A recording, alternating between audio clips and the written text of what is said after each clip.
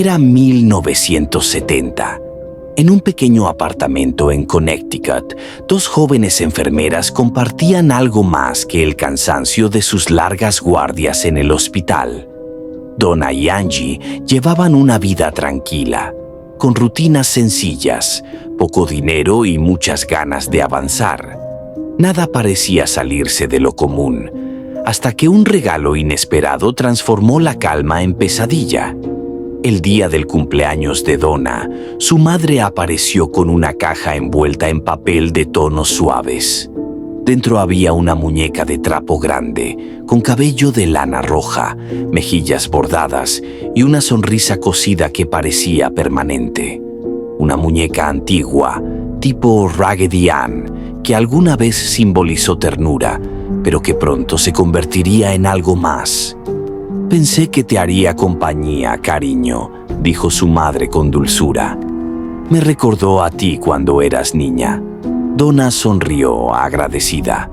Colocó la muñeca sobre su cama, sin sospechar que había abierto una puerta que nunca podría volver a cerrar. Durante los primeros días, la muñeca fue solo eso, un adorno inocente. Pero pronto comenzaron los pequeños detalles. A veces amanecía en posiciones distintas, o aparecía mirando hacia la ventana cuando antes estaba sobre la almohada. Angie, al principio, pensó que era una broma. Donna también, pero cuando ambas juraron no haberla movido, la risa se apagó. Una tarde, Donna llegó del hospital y notó algo diferente.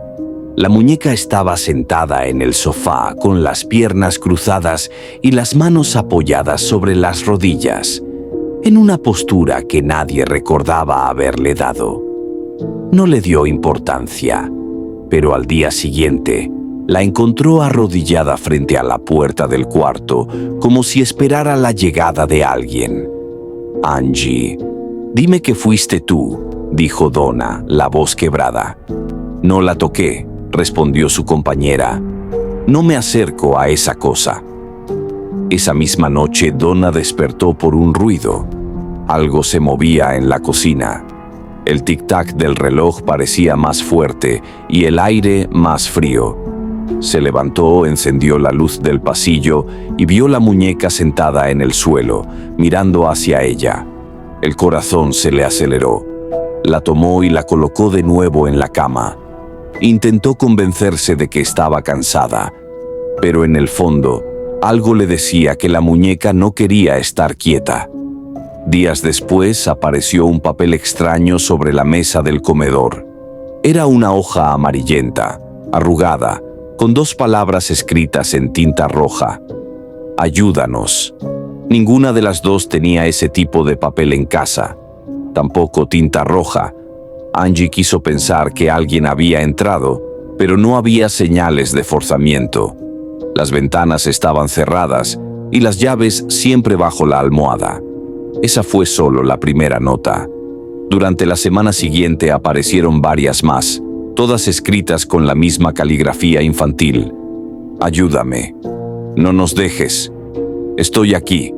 La casa comenzó a oler extraño, como a madera húmeda y metal. Los relojes se detenían a las 3 de la mañana y los muebles parecían desplazarse ligeramente del lugar. Donna y Angie intentaron rezar, pero el miedo les ganaba. Una madrugada, mientras dormían, un golpe seco las despertó. Un cuadro había caído al suelo.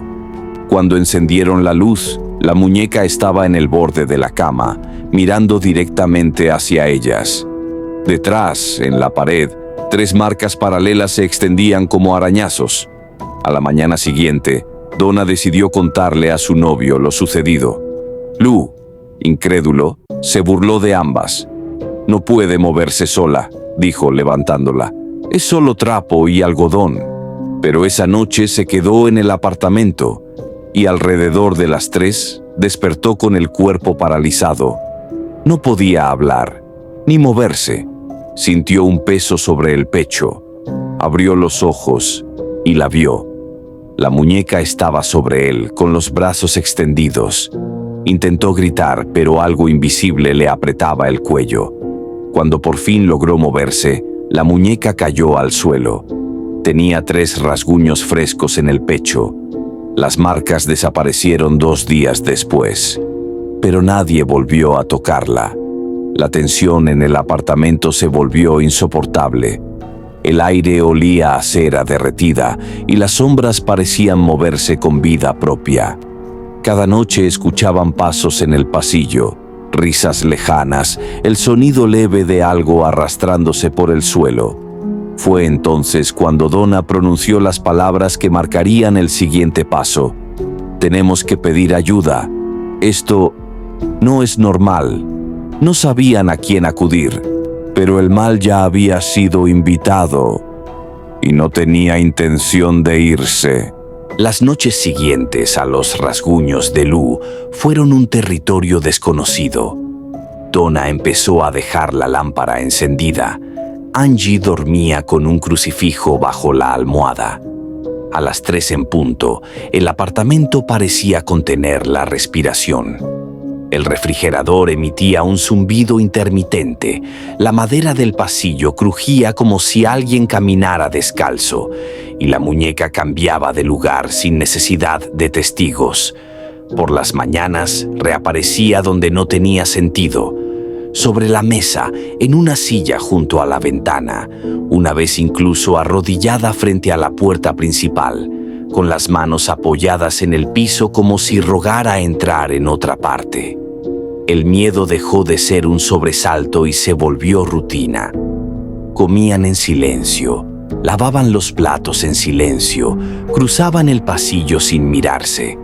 Cualquier cosa que cayera, una cuchara mal puesta, el bote de sal mal cerrado, bastaba para que el corazón se les acelerara, como si alguien hubiera golpeado la pared desde el otro lado. Una tarde, Donna encontró la muñeca sentada sobre su cuaderno de estudios. Entre las páginas, una hoja ajena a su letra. No nos dejes. La tinta roja parecía fresca. Cerró el cuaderno de golpe, lo guardó en la mochila y por primera vez decidió no volver sola a casa. Esa noche se quedaron en el departamento de una compañera. Al regresar, la muñeca las esperaba en el sofá, orientada hacia la puerta, como si supiera que huir solo retrasaba lo inevitable. No quedaban pretextos. Llamaron a un sacerdote del barrio. El hombre llegó con una serenidad que las desarmó.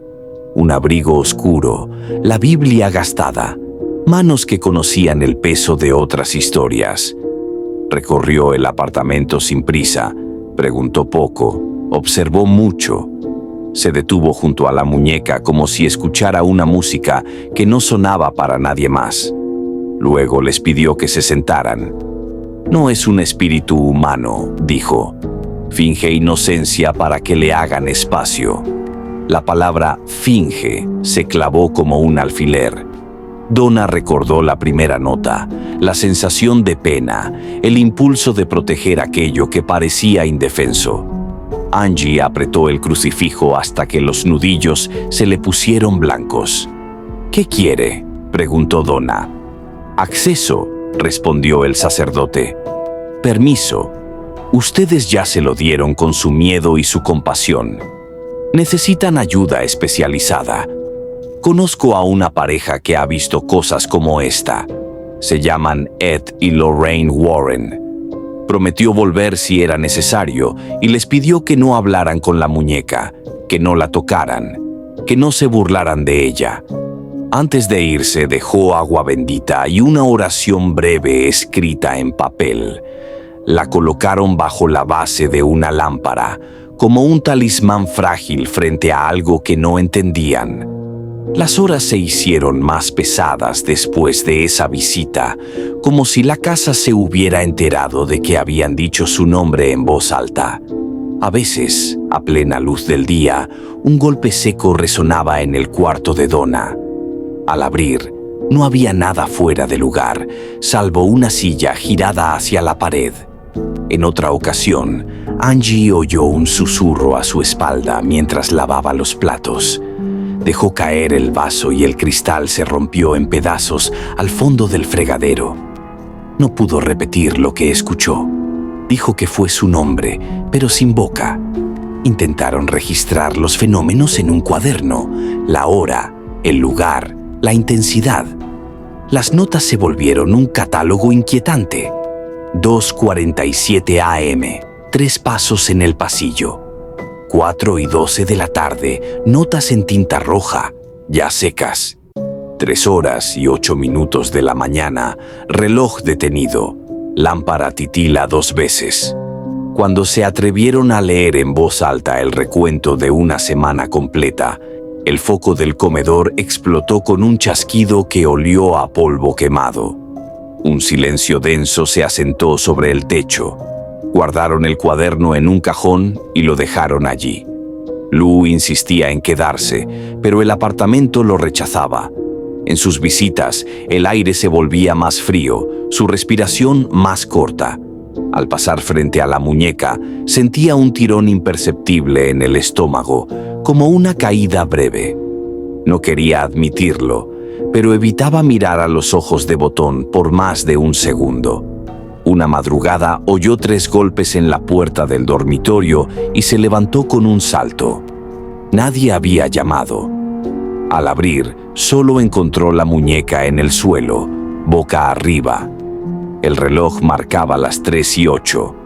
Aquella misma semana decidieron llamar a los Warren. La voz al otro lado del teléfono fue directa, sin dramatismos. Preguntaron poco: si había notas, si había agresiones físicas, si un médium había hablado de una niña. Donna contestó que sí, que a todo. La voz hizo una pausa antes de darles una fecha. Podían ir en 2 días. Les pidieron que no se quedaran solas la noche anterior, que no provocaran, que mantuvieran una luz encendida. Las 24 horas que siguieron al llamado fueron las más largas de toda la historia. La muñeca permaneció en la sala, inmóvil, pero cada ruido parecía relacionado con ella. El radiador, la tubería, las llaves en el plato. Una estatua de yeso que tenían sobre la repisa, un ángel con las manos abiertas, amaneció girada hacia la pared, como si no quisiera mirar. Alguien o algo había pasado junto a la puerta principal. La alfombra mostraba un pliegue nuevo, un rastro angosto que partía desde la entrada y se desvanecía frente al sofá. Esa tarde, Donna y Angie se sentaron una frente a la otra, con una taza de té que no se enfriaba nunca. Hablaron de volver a casa de sus padres, de tirar la muñeca a la basura, de mudarse, de todo lo que no iban a hacer. Sabían que a esas alturas ningún gesto impulsivo arreglaría nada. No se trataba de un objeto que pudiera desaparecer en un contenedor. Se trataba de una presencia que ya había aprendido el camino. Cuando cayó la noche, dejaron abierta la puerta del dormitorio y corrieron la cortina del pasillo para ver desde la cama la luz del comedor. Acordaron turnarse para dormir, pero ninguna cerró los ojos. A las 2:58 el foco titiló y el reloj se plantó otra vez en su marca maldita. A las 3:08 un crujido fino recorrió la madera bajo la alfombra, como si unos dedos arrastraran uñas con paciencia. Angie apretó la mano de Donna sin mirarla. Después de unos segundos, el sonido se detuvo. Al amanecer, el apartamento olía a cables quemados y a lluvia, aunque las ventanas estaban secas. Las dos sabían que en pocas horas alguien cruzaría el umbral con un lenguaje que ellas no dominaban. Palabras antiguas, símbolos, objetos que no se compran en una tienda. Esperaban que bastara. Antes de salir a comprar pan, Donna se detuvo frente a la muñeca. No dijo nada, solo la miró de un modo que no había probado antes. Sin miedo, sin compasión, como quien observa un retrato de alguien desconocido que pretende ser familia. En el borde del sofá había una nueva hoja. La tinta todavía húmeda dejaba un olor metálico en el aire. Decía: «Estoy aquí». Donna la dobló con cuidado y la guardó en el bolsillo, no por querer conservarla, sino para que no la encontraran los otros. Sabía que, en unas horas, cada detalle sería observado, medido, nombrado, y tal vez, solo tal vez, puesto en su lugar. Cerró la puerta con llave y, por primera vez en semanas, sintió que la casa exhalaba sin ellas. Cuando regresaron, el reloj andaba. La luz no parpadeaba. La muñeca seguía sentada donde la habían dejado. El timbre sonó a media tarde. Afuera, una pareja esperaba bajo el cielo de un gris sin lluvia. Traían un maletín, un crucifijo y una calma que no imitaba a nadie. «Somos los Warren», dijeron. «Muéstrenos dónde empezó todo». Ed y Lorraine Warren cruzaron el umbral del apartamento con la serenidad de quienes han visto demasiadas cosas para sorprenderse. Él cargaba un maletín de cuero, ella un rosario envuelto en las manos. No hubo saludos largos. Donna los observó en silencio, tratando de encontrar en sus rostros algo de compasión o esperanza. No encontró lo primero, apenas una determinación sobria. Ed inspeccionó el espacio con una linterna pequeña, revisando las esquinas, los techos, el suelo. Lorraine caminó detrás, con los ojos medio cerrados, como si escuchara una melodía distante. Se detuvo frente a la muñeca. No la tocó. El aire, alrededor de aquella figura, parecía más denso. La lámpara de la sala, encendida desde temprano, osciló un poco. Lorraine respiró profundo. «Está vinculada a algo antiguo», dijo con voz baja. «No es un alma, es una sombra que se esconde detrás de una historia que inventó». Ed la miró sin decir palabra. Se acercó a Donna y Angie, que esperaban junto al marco de la puerta. Les pidió que relataran todo desde el principio. A medida que Donna hablaba, Lorraine recorría el pasillo, rozando las paredes con la yema de los dedos. Al llegar al dormitorio, se estremeció. La temperatura había bajado de golpe. En el espejo del tocador, vio reflejada una figura fugaz. Una niña con el cabello oscuro, de pie detrás de ella, que desapareció antes de que pudiera voltear. Regresó a la sala. «No es una niña», dijo sin preámbulo. «Nunca lo fue». El silencio que siguió se extendió como una sombra. Ed sacó un cuaderno y tomó notas rápidas. Explicó que entidades no humanas suelen usar apariencias inocentes para generar empatía. «El permiso», dijo, «no se obtiene con palabras, sino con miedo». Donna sintió un escalofrío recorrerle los brazos. Angie apartó la vista. Esa noche, los Warren decidieron quedarse para observar. Cerraron todas las ventanas, apagaron las luces y colocaron velas benditas en los 4 puntos del apartamento. La muñeca permanecía en el centro de la sala, sobre una silla. Lorraine se sentó frente a ella con los ojos cerrados, rezando en silencio. Ed se mantuvo junto a la puerta, sosteniendo una cruz metálica. La primera hora pasó sin incidentes, pero poco después, el aire cambió. El olor metálico regresó. Una vibración leve recorrió el suelo. La llama de una vela titiló, luego otra, hasta que todas parpadearon al mismo ritmo. Lorraine abrió los ojos y murmuró: «Está aquí». Un golpe seco resonó en la cocina. Luego otro, más fuerte. Ed levantó la cruz.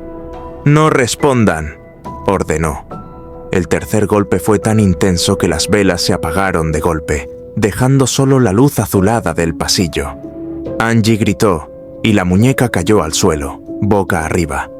Lorraine retrocedió un paso. Ed sacó una botella de agua bendita y roció el entorno. En ese instante, un rugido bajo, casi un gemido, recorrió la casa entera, como si las paredes respiraran. Los Warren comenzaron un rezo antiguo. Donna no entendía las palabras, pero sentía que el aire se movía en espirales a su alrededor. Una ráfaga invisible barrió la habitación y las velas encendidas volvieron a arder sin fuego visible. La muñeca, aún en el suelo, giró levemente la cabeza hacia el lado derecho. Ed se agachó, la envolvió con una tela blanca y la colocó dentro de una caja de madera. «Aquí no debe quedarse», dijo, la voz tensa. «La llevaremos con nosotros». Lorraine se inclinó sobre la caja. «No está atrapada», susurró. «Está expectante». Esa noche partieron en el auto. Donna y Angie observaron desde la ventana cómo las luces traseras se perdían en la oscuridad. Por primera vez en semanas, la casa parecía vacía, pero no en paz.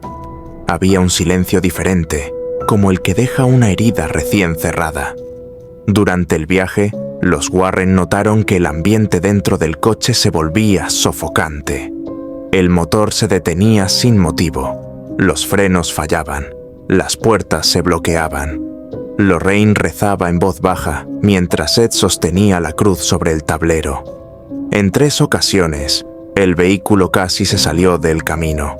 Cada vez que Ed rociaba la caja con agua bendita, el coche recuperaba el control. «No quiere ir», dijo Lorraine, pálida. «Entonces no tiene elección», respondió él. A su llegada, guardaron la caja en una habitación segura de su casa, junto a otros objetos peligrosos recolectados en investigaciones anteriores. Encendieron velas, trazaron cruces con sal y cerraron la puerta. Lorraine, antes de retirarse, se detuvo frente a la caja. El silencio era total. Por un instante, creyó escuchar un suspiro desde dentro, o tal vez fue solo el eco de su propia respiración. Al día siguiente, el sacerdote que los asistía bendijo el lugar y selló la caja dentro de una vitrina de vidrio grueso, reforzada con madera consagrada. Colocaron un cartel: «Warning, positively do not open». Ed observó la inscripción durante varios segundos antes de asentir. «No está dormida», dijo finalmente. «Solo contenida». Lorraine lo miró con cansancio, sin responder. En el silencio de la habitación, las llamas de las velas temblaron al unísono, y por un momento juró ver una sombra diminuta deslizarse detrás del cristal, como si la sonrisa cosida de la muñeca se estirara apenas un poco más. Los primeros días después del traslado, la casa de los Warren permaneció inquieta. Lorraine notaba los cambios, luces que parpadeaban sin razón, el sonido de pasos leves por el pasillo a medianoche, un escalofrío constante que se instalaba al cruzar la puerta del cuarto donde estaba guardada la caja. Ed intentaba restarle importancia. Sabía que, si mostraba miedo, la entidad lo usaría como grieta. Pero incluso él, con años de experiencia enfrentando lo inexplicable, admitió que nunca había sentido algo igual. La vitrina donde descansaba la muñeca se construyó con precisión obsesiva. Madera bendecida, vidrio grueso, clavos en forma de cruz. Sobre el marco, un crucifijo antiguo colgaba como un centinela cansado. Ed selló el borde con una mezcla de agua bendita y aceite consagrado. Cada paso del proceso fue acompañado de oraciones. Al terminar, la casa pareció exhalar, como si hubiera contenido la respiración durante todo el ritual. Por un tiempo, nada ocurrió. Las semanas pasaron con calma. Lorraine volvió a dormir. Ed retomó sus registros. Pensaron, ingenuamente, que el peligro había terminado. Hasta que una noche, mientras revisaban documentos en el estudio, escucharon un golpe seco proveniente del cuarto sellado. No era el ruido de un mueble que se acomoda ni el crujido natural de la madera. Era un impacto deliberado. Ed se levantó de inmediato, linterna en mano. Lorraine lo siguió. El pasillo estaba oscuro, pero una línea de luz escapaba por debajo de la puerta. Al abrir, encontraron la habitación tal como la habían dejado. Las velas apagadas, la caja intacta, el crucifijo en su sitio. Sin embargo, el aire era más frío y el olor metálico, el mismo que Donna había descrito, llenaba el ambiente. Ed se acercó despacio y posó la mano sobre el vidrio. Estaba tibio. No lo dijo en voz alta, pero Lorraine lo entendió. Algo dentro se había movido. Los días siguientes fueron una secuencia de incidentes leves, pero persistentes. Los teléfonos sonaban sin motivo. Las luces del patio se encendían solas. Un invitado, amigo de la familia, se burló de la advertencia en la vitrina. Golpeó el cristal con los nudillos y rió. «¿Esto es lo que los asusta?», dijo, sin notar que Lorraine palidecía. Ed lo apartó con firmeza. «No la provoques», le advirtió. «No sabes con qué estás jugando». El joven encogió los hombros y se fue. Horas después, al regresar a casa en motocicleta, perdió el control en una curva. Murió instantáneamente. Su novia, herida, declaró entre lágrimas que, segundos antes del impacto, él había mirado por el retrovisor y susurrado: «Está detrás de mí». El accidente marcó un antes y un después. Ed ordenó restringir las visitas y reforzar la protección espiritual de la habitación. Cada semana un sacerdote bendecía el espacio. Nadie podía tocar la vitrina. Nadie debía quedarse a solas con ella. Lorraine, sin embargo, sentía que la muñeca no solo observaba, escuchaba. Una noche, mientras rezaba, creyó escuchar una voz infantil, un murmullo apenas audible que decía su nombre. No había duda. Era femenina, dulce, casi triste. Lorraine susurró: «Tengo miedo». El instinto de compasión, el mismo que había condenado a Donna, la hizo responder: «No puedes engañarme», dijo con firmeza. «No eres una niña». El silencio que siguió fue absoluto, pero las velas titilaron con violencia y la llama de una se apagó sola. Lorraine no volvió a rezar cerca del cristal. Con el paso de los meses, los fenómenos disminuyeron. Ed creía que la entidad había sido contenida, pero nunca eliminada. «El mal no desaparece», decía, «solo aprende a esperar». Por eso decidió conservar la vitrina, no como trofeo, sino como advertencia. El letrero seguía ahí, colgado como sentencia: «Warning. Positively do not open». Años después, el museo se abrió al público. Los visitantes recorrían la sala con mezcla de fascinación y temor. Muchos decían sentir un cambio de temperatura al pasar frente a la muñeca, un cosquilleo en la piel, una ligera opresión en el pecho. Algunos aseguraban ver que los ojos cosidos parecían moverse con la luz. Nadie podía demostrarlo, pero todos coincidían en una cosa: no importaba cuánto se intentara racionalizarlo, Annabelle estaba viva de alguna forma. Los Warren envejecieron, pero jamás dejaron de cuidarla. Lorraine, hasta sus últimos días, insistió en que dentro de aquella muñeca no habitaba un alma humana, sino algo que imitaba el dolor y la inocencia para confundir. Ed solía decir que el cartel de advertencia no era para los curiosos, sino para protegerlos de sí mismos. Hoy, la muñeca permanece encerrada, observando desde detrás del vidrio.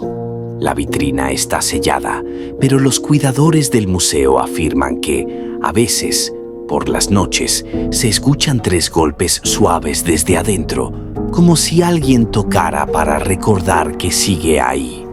Y cuando el silencio vuelve a llenar el lugar, parece que la sonrisa cosida se estira apenas un poco más, como si supiera que, tarde o temprano, alguien no resistirá la tentación de abrir la puerta.